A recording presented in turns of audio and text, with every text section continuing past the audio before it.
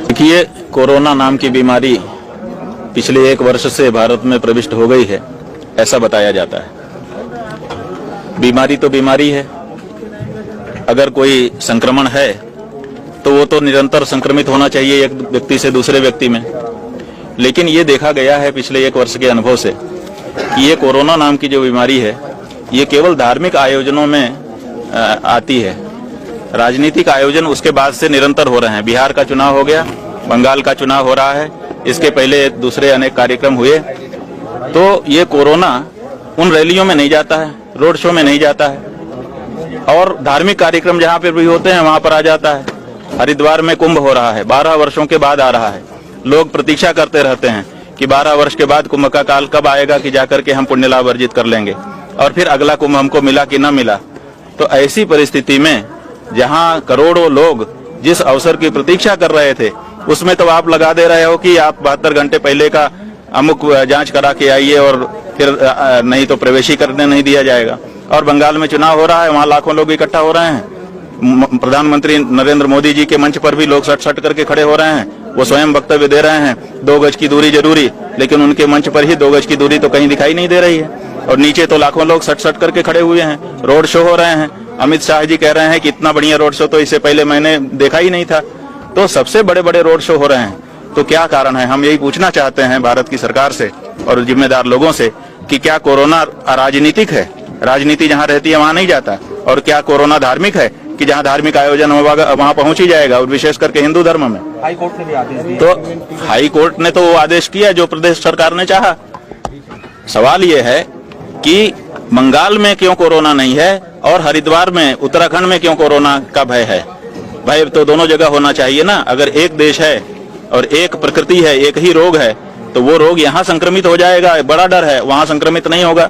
इसका मतलब है कि जहाँ राजनीतिक कार्यक्रम होगा वहां सब जनता के स्वास्थ्य को भुला दिया जाएगा कि क्या होगा इसकी परवाह नहीं की जाएगी। धार्मिक कार्यक्रम में केवल होगा। तो हमारा ये कहना है कि अगर केंद्र की सरकार, राज्य की सरकारें अगर बंगाल में, बिहार में लोगों को बचा सकती हैं तो हरिद्वार में भी, उत्तराखंड में भी बचाएं।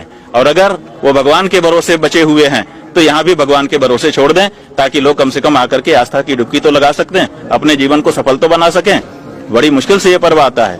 तो ये एक हमारा कहना है, इस बारे में राज्य सरकारों को स्पष्ट करना चाहिए। कुंभ का कार्य शुरू हो चुका है, अभी तक कार्य पूरा नहीं हुआ है। कहाँ पर?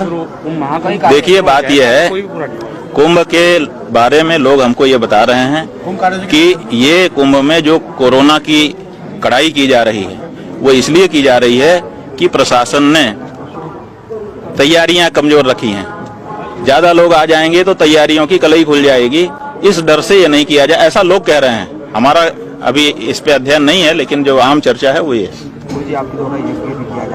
देखिए, परम पूज्य जगतगुरु शंकराचार्य जी, ज्योतिष पीठ और द्वारका शारदा पीठ के जगतगुरु शंकराचार्य पूज्यपाद स्वामी स्वरूपानंद सरस्वती जी महाराज का ये निर्देश हम लोगों को मिला कि कुंभ में विश्व के कल्याण के लिए, विशेष करके भारत के लोगों के कल्याण के लिए यज्ञ करो। तो यहाँ पर अति हरिहर महायज्ञ, अयुत चंडी महायज्ञ और महापवित्रेष्टि यज्ञ, ये 3 बड़े बड़े यज्ञ जो कि विशाल यज्ञ हैं, उनका आयोजन हम लोग यहाँ पर कर रहे हैं। इनमें लगभग 500 ब्राह्मण होंगे और 111 कुंड बनेंगे, 2 यज्ञशालाएं होंगी और ये सब कार्यक्रम संपन्न होगा। यज्ञ का फायदा मिलता है। यज्ञात् भवति पर्जन्यः, पर्जन्यादन्न संभवः, अन्नात् भवन्ति भूतानि। यज्ञ जो है हमारे यहाँ बताया गया है कि यज्ञ कर्मसु कौशलम, सबसे सुंदर जो कर्म है संसार का। वैसे तो हम लोग बहुत कुछ करते हैं, लेकिन सबसे सुंदर मतलब सबके कल्याण का जो कर्म है वो यज्ञ है। तो यज्ञ करने से सबका कल्याण होता है, विश्व का कल्याण होता है। इसीलिए यज्ञ सदा से होते आए हैं। यहाँ पर भी जो यज्ञ होगा उसका परिणाम पूरे देश के लोगों को मिलेगा। सबके जीवन में शांति, सुख, सौहार्द विकसित होगा।